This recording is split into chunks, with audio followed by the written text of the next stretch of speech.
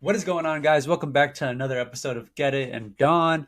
I'm your host, John Get It, and today we're going to be talking to Kat Day, a life coach, and we're really going to learn. We're going to get in deep about our life.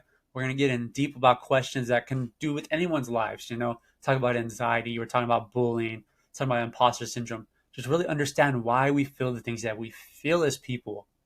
But first, before we get into that episode, I want to give a shout out to our sponsor for the episode today, Bucked Up. Make sure you're getting bucked up, guys. I do all these pull ups, I do all these workouts, I do all these runs. I wouldn't be able to do it without the energy of Bucked Up. So make sure you're getting bucked up.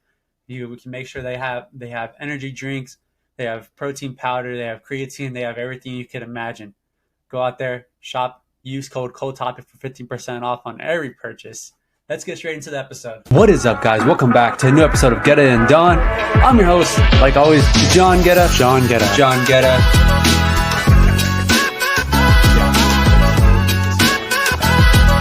Let's get straight into the episode, guys.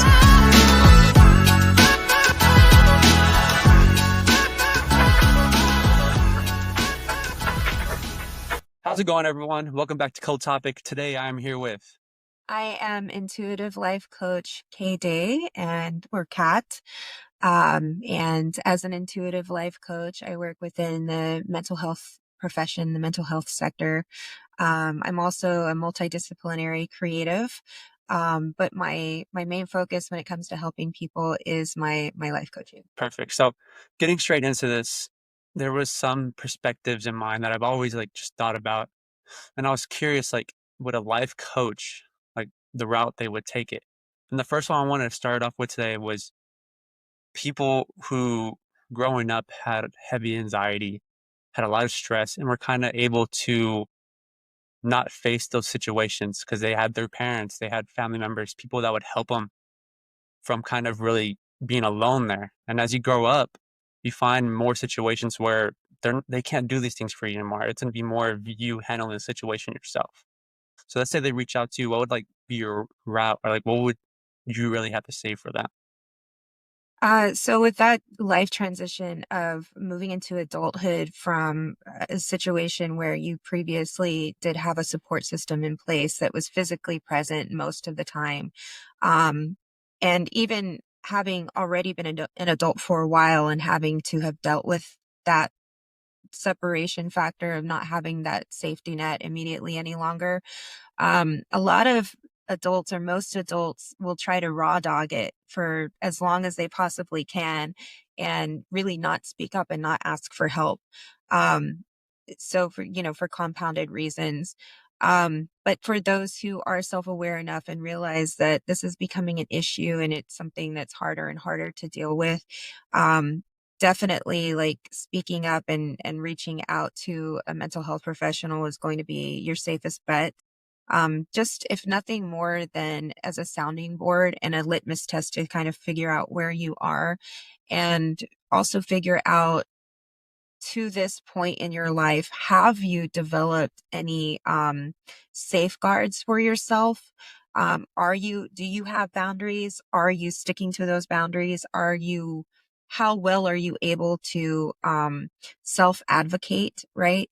And then we also get into areas of, do they have any possible special needs or special traumas that are going on underlying as well, or other mental health issues, which would predisposition them to have certain support needs that they then need to assess and figure out, okay, how do I need to implement these to get my support needs met by my colleagues and my partner or whoever. And then also, how am I honoring it for myself? So first and foremost, it would really entail them coming and getting fully assessed, figuring out where they are with things and what do they already have to deal with that.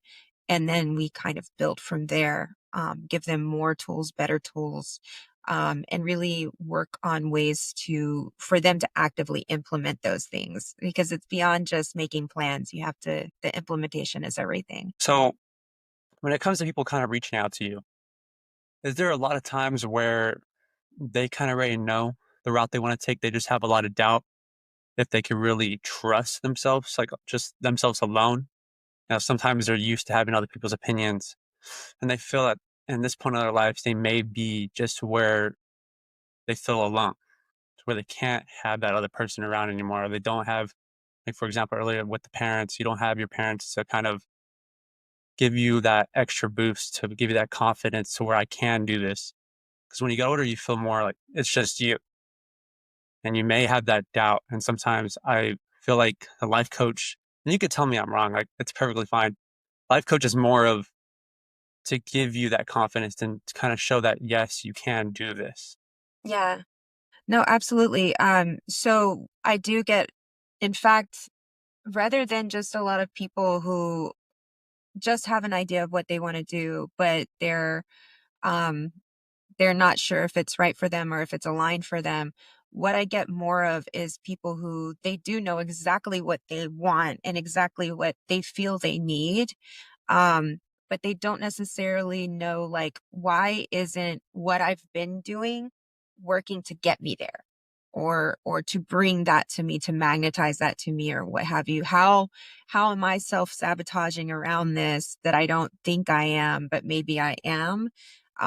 Or, like, if they do need a little help with alignment, um figuring out, like, what parts of their plan, or the things that they wanted to do for themselves and with their life are things that they themselves don't really want. They just wanted those things because they feel like that's what's going to make parents proud. That's what's going to make the community proud, but it may not be where my passion is. My passion is kind of this, but how can I do both so that I have this happy medium of proving my worth to other people while also making myself happy. And then we have to break down those barriers of, like, okay, why is it that we feel this need to make others proud of us, and that's where our self-worth lies, when of course we're all inherently worth so many beautiful things. So yeah, it definitely is a process of getting people, if identifying the need, identifying where they're trying to go, and then from there, like, figuring out, okay, what have I done so far to try to get that? Why isn't it working? Where maybe is that self-sabotaging taking place? And having that sounding board, again, it's so important because, like you said, when you no longer have kind of the grown-ups in your life, if you will, or the mentors in your life just around and being able to be that soundboard or that voice of reason, or in many cases also they've possibly had a lot of bad advice in their ear. And it's not inherently bad advice, it's just advice that does not line up with them, with their specific needs or their specific desires, and is kind of almost like trying to project someone else's story and someone else's dreams onto them. And then they're carrying that weight, thinking, okay, I have to live up to this, when they don't realize how much choice they actually have. So, in your experience, what is one of the main reasons why so many people feel the need to please others, or like they have to live more the dream of other people around them rather than their own dream? So much of that typically comes from a place of deep rooted trauma issues, or just deep rooted issues that started back in early childhood or early development, where they realized the whole reward and punishment system of, well, if I can make mom and dad really happy about certain things that I do, they praise me. I'm the good kid, I'm the worthy kid. But when I do things that they're not so crazy about, I get the attitude and the kind of, that distance that the parents emotional distance the parents create toward me, just because I'm not living up to whatever they deem is affording me of that love and that affection. So people develop that in very strict and constricted environments growing up. They also, it could be that it wasn't at home that they learned that, but within our education system, Just the American education system is very much like that. And so they inherently feel, and they're taught and they're indoctrinated that their worth is intrinsically connected to their performance. And so it's all performance based, reward, cause and effect, all of that. So that's where all of that generally comes from. Um, and to get out of that, or to be able to get out of it enough to really look at it and understand it, that's where like shadow work comes in, and doing those deep dives and sort of dismantling those outdated, um, background running systems that have been fed to us all our lives. So, And going back to where you said about school and how it's based off your performance and that's how you were judged. You're given a grade and that's what you were. Like in your eyes, exactly. that's what you were. For me, all the time, it was like I would like, especially math. I always tell people I never liked math because it forced you to follow one set of rules to solve the equation. And what I liked about basic math early on was that I would do my own thing, is that I was able to find my own patterns, find my own way to solve a problem. And I didn't like how after a while it forced me to only do it one way. And how from there they would a lot of times they'd even tell you if you didn't follow that one way, they would give you a zero. They give you a bad grade because you had to follow that one path or else you were completely wrong and you just didn't know anything in the class is what they would say. Okay, so what age group, or like what age range, what year age range were you when you were like in, say, elementary to middle school? Like what were the years in there? So that's around, I believe, elementary to middle school was, I think elementary was 6. I was like 6 to like 13. But the years, like the date years, like Oh, the date years. mhm. Okay. Let's see. 20. So I started around probably, this is gonna be like a guessing, like 2010 to Okay. all the way to like 2018.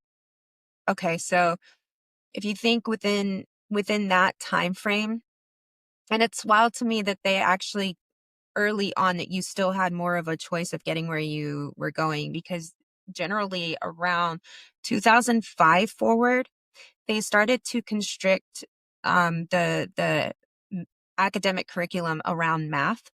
So, example, back in the 80s when I was in elementary school, all the way to like through the 90s, when I was in middle school, high school. So in that time frame, we had a lot of freedom when it came to math.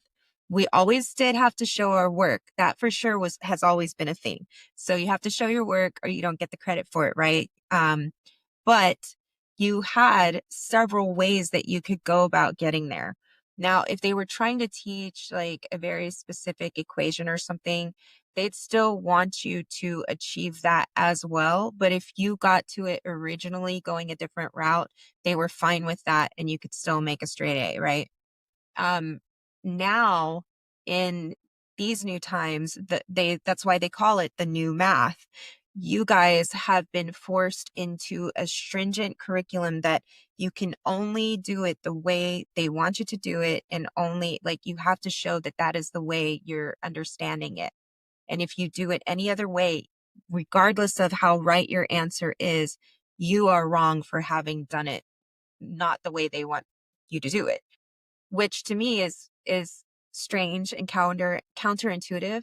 And it also speaks to this very dark underlying psychological underbelly to what our education system is attempting to do. And it has a lot more to do with socioeconomics and sociology than it actually does with just math, which is wild. It's strange and it sounds very conspiratorial. I promise that it's not conspiratorial. It's very just that's what's happening. And this is the stringent stuff that you guys are faced with now. So, what you're describing is something that it depends on your generation whether you would have gotten that kind of indoctrination or not.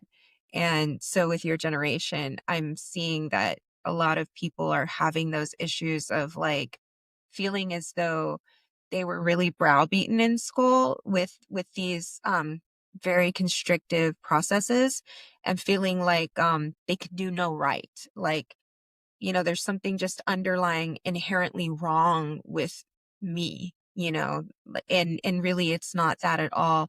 It's just that you couldn't get something, your brain wanted to process something in a slightly different way than the mainstream wants you to process it.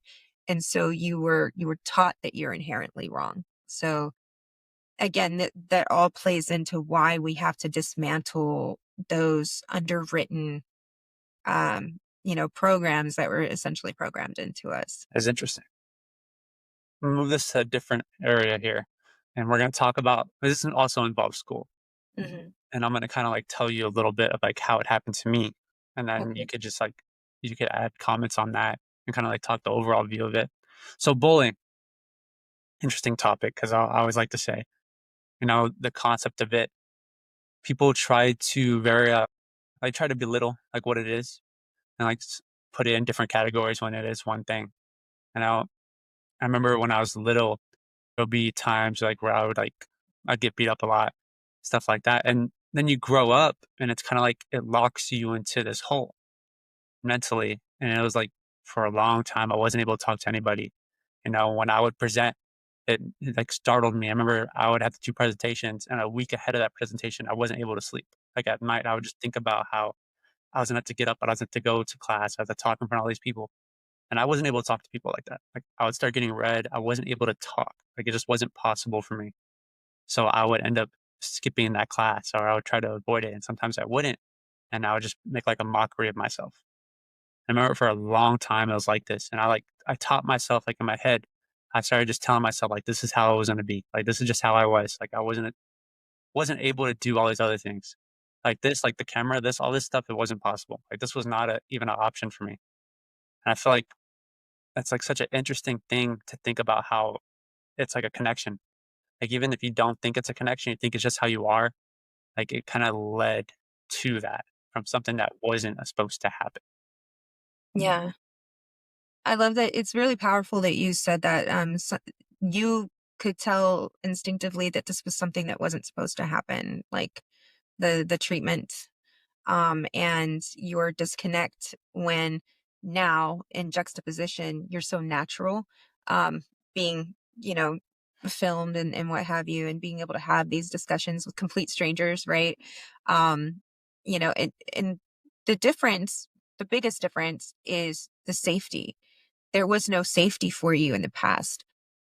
That setting meant like harm to your person or to your psyche or to your emotional well-being. It meant danger, right?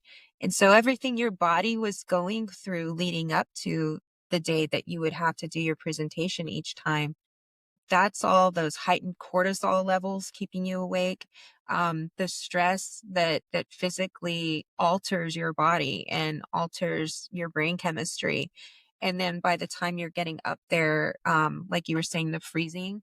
So that's the fight, flight, freeze, or fawn, right? That that response. And for you, it was the freezing. And so then you feel paralyzed. And the strangest part is that you're consciously aware that it's happening while it's happening, and yet you're powerless to to get out of that and to not let that happen.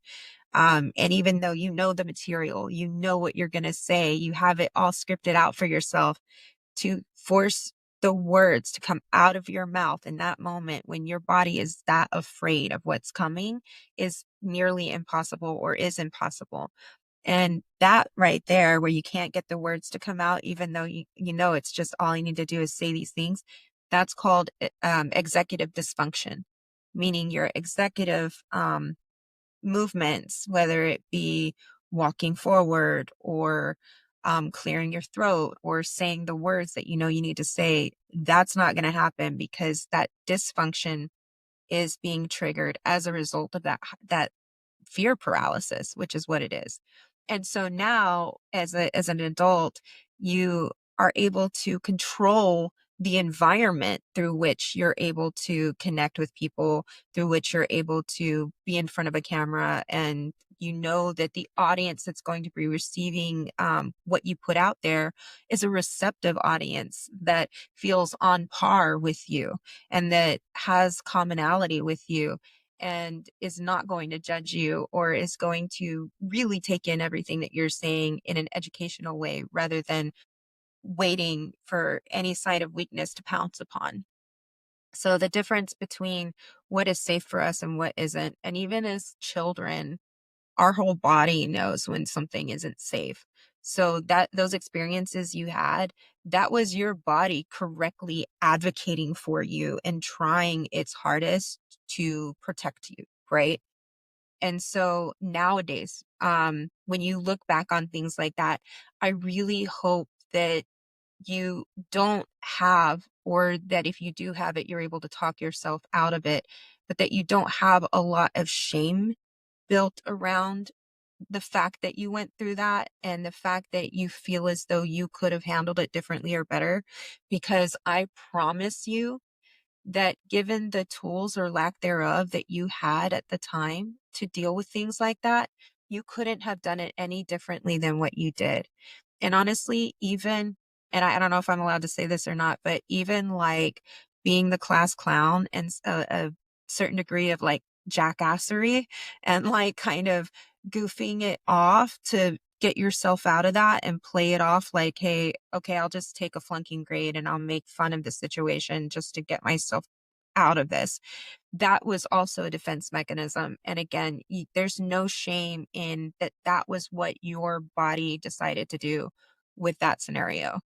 So all we can do now is when we look at things like that from the past, realize how far we've come and really nurture that child inside of us that had to do the hard things in really adult scenarios that we shouldn't really be put in when we're those developmental ages, you know.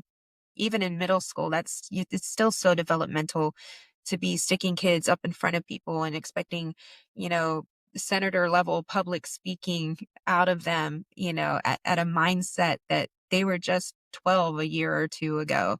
It's wild to me. But, you know, so you did the best that you could with what you had when you had it. And now that you know better and you're more informed and you're more grounded, look at what you've done, you know. That's interesting. I never got an opinion on that before. So I was like, my mind was like very, it was just different. That was very different to hear. You didn't Um, know exactly what to expect of an answer. no, I was not. I never was. Uh, Going forward, imposter syndrome. And I just want to hear what are your thoughts on that? And just Yes. imposter syndrome in general, or like very specific kinds of imposter syndrome. In general, just in general, like the concept of it. It's funny that you asked this because I literally was just talking about this on another podcast locally. Um and it was a really long wonderful conversation. But if I were to backtrack and think, okay, like just from the bare beginnings of imposter syndrome, um, though the imposter syndrome itself can actually be rooted in a lot of different things, and it just depends on the individual themselves. Sometimes the imposter syndrome, for example, is toward career stuff. That's kind of usually the biggest one, is people feeling like, am I am I being a fraud for being in this position because maybe I don't have the full education that a lot of people have to be where I am right now. And when I go into the room with all of the other people that are in this business, and I go to the event and I go to all these engagements, you know, are they going to be able to tell that I should not be here? It's like this inner anxiety that like maybe I'm not one of them, maybe I'm not worthy, maybe I haven't put in my dues yet. You know, yes, I'm informed and I'm good at what I do, but I'm still learning as I'm going. So does that mean that I'm not really it yet and I need more education before I am that thing? And so with that kind of career-based imposter syndrome, the first thing I work on with people is eradicating that idea, and it's a toxic idea of the whole fake it till you make it. And that's where you pretend like you have all your stuff together and you know all the things that you don't necessarily know yet. And you literally fake it until you actually do acquire and understand all of those things. That only further intensifies the imposter syndrome. Instead, what I work on with my clients is replacing that with learn as you go. So, not fake it till you make it, just learn as you go, meaning being completely forthcoming and authentic and explaining to people when you're talking to them, like, oh, that's wonderful that you're doing that. I'm still learning that. Presently, I have a strong suit in this area, but that's a weak spot for me. But you know what? I'm learning as I'm evolving, and we're constantly growing, and I'm constantly learning every day. And this is what it's all about. People will respect that, not only respect that, but 9 times out of 10, those people you're talking to are either going to tell you one of two things. They're going to tell you, um, I actually go through that same exact thing. I have weakness in that area too. Or I'm currently dealing with weakness, but it's in a different area, and they'll open up to you. Or the second thing is that they are older and seasoned at what they're doing. And they're like, I remember going through that. Yeah, it takes a while, but once it clicks, you're good, you're golden. So just keep doing the thing, you're doing it right. So you get a lot more encouragement and positive feedback from being forthcoming as you go along and as you're growing within your career. And really, when you start to get to that specific mindset of breaking away from fake it till you make it and breaking into learn as you go, that's usually the biggest key to eradicating that imposter syndrome within the career sector. When you have imposter syndrome on the level of like with interrelational issues, so like relationships with friends or relationships with um, your significant other, and you feel as though like, well, especially earlier on, maybe they're with me because they think I'm this thing that I'm not, or they have this idea of me, but maybe it's just that they love the idea of me, but it's not really me that I love.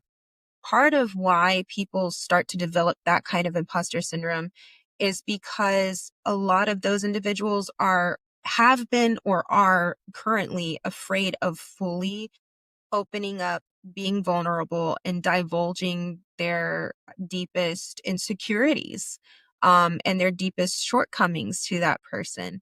Maybe they're not sure what the right time is to open up about those things, or they're just so afraid that if they do open about those things, that person is going to leave or not want to be with them, that they're going to become less shiny because they're not in alignment to whatever character perception they feel like their partner or their friend has of them.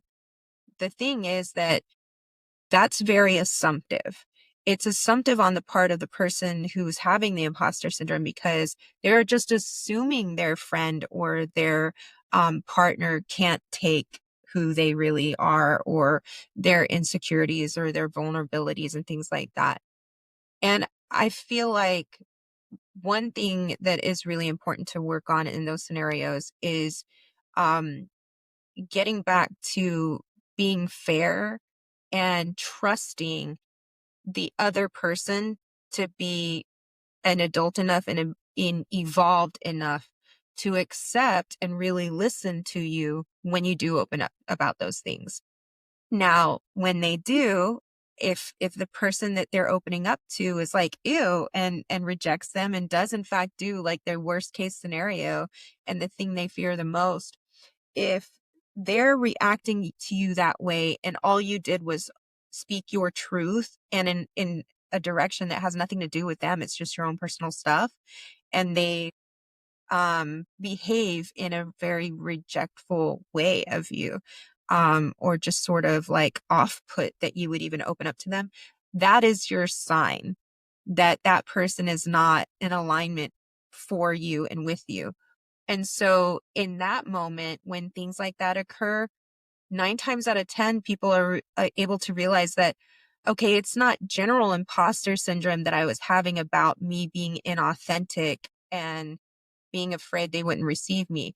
Instead of imposter syndrome, it was just my natural gut feeling that they wouldn't accept me. And I was actually right. So in that case, it wasn't an imposter syndrome. It was their body trying to let them know this person is not safe. And they're receiving that information the moment that person does react in an unsafe way, right?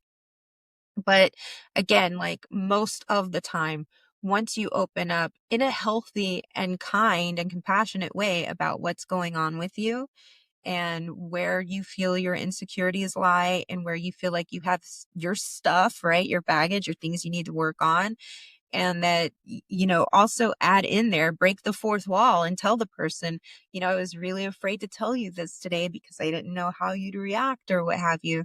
9 times out of 10, that person is going to be like, oh wow, like I first of all, they probably didn't even realize that, and might tell you, like, you make everything look so easy and you make it look like you don't have any of these thoughts or whatever. But you telling me that you have these thoughts, it makes me like aware so that I can be mindful when I'm like interacting with you, and, make sure that I can use reassurances when we're talking and what have you.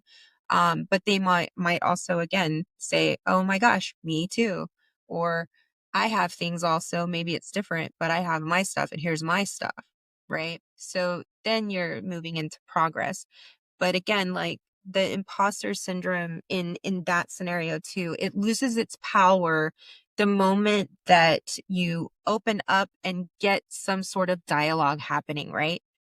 So the imposter syndrome, no matter where it's coming from, it only has power over the sufferer so long as they remain silent about it. I swear to God, like that's what feeds it, is the silence about it, the suffering, to yourself, and not being forthcoming with those around you about what it is you're experiencing. That's the thing that gives the imposter syndrome power. And the moment that you do open up and step into yourself authentically and, admit what's happening for you, it loses its power. Because regardless of someone else's response, you either figure out that, okay, I felt this way, but it wasn't on me. It was because I just don't really belong in this scenario. Or you realize it was all in my head and they're way more compassionate and open than I gave them credit for. Yeah, I feel like definitely when it comes to feeling like you're a fraud in what you do or like who you are as a person is because we tend to belittle everything we do, especially because we judge ourselves so highly and we see like it's hard for us to see what we're really accomplishing because we're not actually seeing it. We're the ones doing it. So it's like we're constantly like looking at the next thing or what we could have done or what our original goal was or what we failed to do. When it's like we're constantly are getting better every time that we keep attempting, but we never really give ourselves that real credit. Absolutely. So what you're mentioning is like being your own blind spot, right? We can tend to be like pretty perceptive about others around us, like realizing like, oh, that person, they're probably kind of dealing with the thing right now, but they've got it under control. Or that person, they seem to, they just, have a really great thing going on and they're building this stuff, and yay for them. Ourselves, we feel constantly under par and constantly like behind. Like, okay, I'm doing my milestones, but like maybe I'm doing them behind whatever schedule I had in my head that I should be getting them done. Like maybe I thought I'd be at this place in my life 2 years ago, not barely getting there now, or nowhere close to there now, or what have you.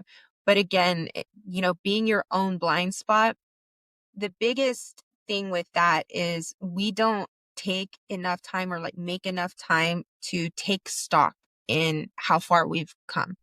And so when you feel yourself like kind of spiraling out with the whole like, I just feel like I can't make things line up for me lately, and I feel like I'm not hitting my goals. I'm not like hitting those milestones. What is success really to me and for me? And I'm not successful, or deciding that I'm not successful. When you start spiraling out into that and feeling yourself with those thoughts, it's good to stop, pause, breathe through it, and immediately start imagining and remembering, where was I 1 year ago? Just one. Where was I 1 year ago? And then once you get a full, like seriously in your mind, like going back and envisioning, where were you? And then look at where you are now and you go, oh, okay. And then tell yourself, where was I 3 years ago? Where was I 5 years ago? And it's the more you walk yourself back and then do a comparative to now, walk yourself back, do a comparative to now. Then you're going, okay, okay, yeah, wow. This thing that I'm doing did not exist 2 years ago. And not only does it exist, but it has a name. People are recognizing what it is. They're like, I can say it, and they're like, oh yeah, that thing that you're doing, yeah, I love that. It's in my feed all the time. And so it's like, okay, I'm developing recognition around something that I wonder if there's any point to it at all or not. And so doing those self check-ins and reminding ourselves and going back through the timeline, it's incredibly important. And not to be on a tangent or anything, but this is also an area where like pop psychology or internet psychology, it has got it completely backward. It's always about like, don't look to the past, you don't live there anymore and all that shit.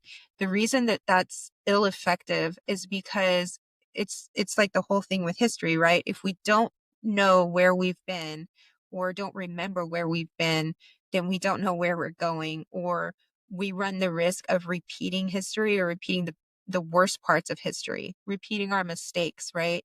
So looking back in a healthy manner here and there to take stock in the good things is imperative.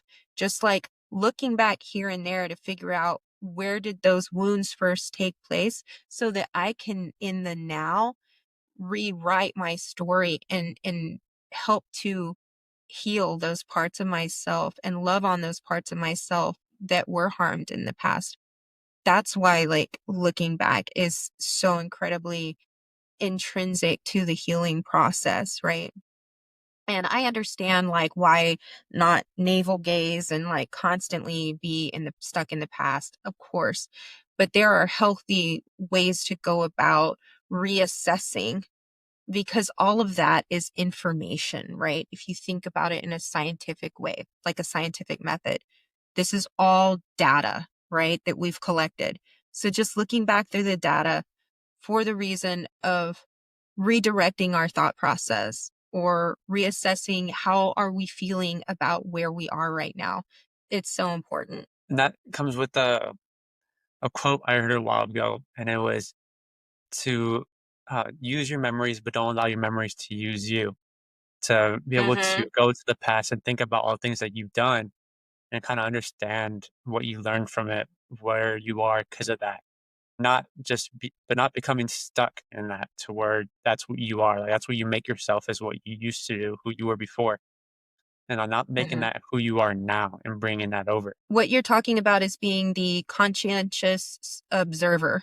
So deciding to look at what's already occurred as a silent witness, right? You understand that you can't rewrite the past, you can't change the past. The rewriting part I'm talking about is rewriting how we feel about those things that happened. Not rewriting just the thing that caused the trauma, but rewriting how we feel about ourselves and how did we handle that trauma at the time. Like how I was telling you, be gentler on yourself. Don't be upset, or feel ashamed that you handled things in a certain way. Now, with the informed way that you go about looking at it, it's like, okay, now I have compassion for myself that I chose that, or I see where I made a mistake, but I understand why I made that mistake, because I didn't have this information that I have now. So you know what? It's okay, and it's going to be okay. And just remembering over and over again, telling ourselves, no matter what, I'm safe right now. I'm safe right now. I'm safe right now. And doing that, like that's coming from a place of being the conscientious observer in that process with looking back and not dwelling in the past, but instead observing it, reassessing what that data means and what does it mean now that I'm able to see it in a different way. That's pretty interesting. And I was about to say earlier, I found it interesting how every time I would say something, you had a name for it, like what it was that I was describing. That was very interesting because it's like I always I would just super kind of nerd out categorize. on the technical terms for things, and I know a lot of people don't like labels, especially when it comes to different mental health issues or even identity-based labels and things like that. For myself, being an individual on the spectrum, for being neurodivergent, one of my niche things that I do nerd out on is how we identify things and how we label things. And labels and diagnoses and things like that, they don't exist to demonstratize whatever it is that we're going through or whatever it is that we are. Those labels exist to give us a shorthand explanation of something that's happening. Like, for example, if I say to someone, I have ADHD, they already know like, at least the general idea of what is ADD or what is ADHD. And so they're like, okay, so she has difficulty with her attention span sometimes. She has difficulty with her focus sometimes, blah, blah, blah, blah, blah. Like in their head, all these things are in a matter of seconds, like, shoo, oh, okay, we use that label to create shorthand, quick understanding, especially when we're getting to know each other or when we're getting to a point when we're trying to make a point in a speech or something. You use those specific labels, you use those archetypes, you use those identifiers so that you can move the conversation on along more quickly and also establish a deeper understanding. So yeah, I love being able to identify things. Labels are not like the devil. Well, anyways, that was it for today. I know I said 20 minutes, but like I said earlier, we're having a good conversation, I'm gonna let it fly. So yeah, I mean, we can always do this again and it can just go on a different rabbit hole journey. of course, I enjoyed it. I got to learn a lot of things that I don't really get to hear every single day. Yeah, I absolutely hope that it is helpful for others as well. Your questions were really insightful, and I do feel like some of the things that you addressed. These are topics and things that we all need to be able to hold space for safe conversation around those things more. I feel like a lot of people have very similar questions to what you asked, or like things that are kind of parallel to what you asked that they're not even sure exactly how to ask them. So I would say, like, if in parting, if I could make a suggestion for anyone out there watching, listening, um, it would be to, don't be afraid to ask the questions. Don't be afraid to speak up. Obviously trust yourself if you feel like you're not in front of a safe audience to do that. But definitely find your community and start those conversations, start the dialogue, because that's the way that we dismantle um these stigmas that really start to hold us back and create things like imposter syndrome, etc. Anyways, thank you guys for coming on. Thank you guys for listening. Thank you for coming on. I really do appreciate it. Absolutely.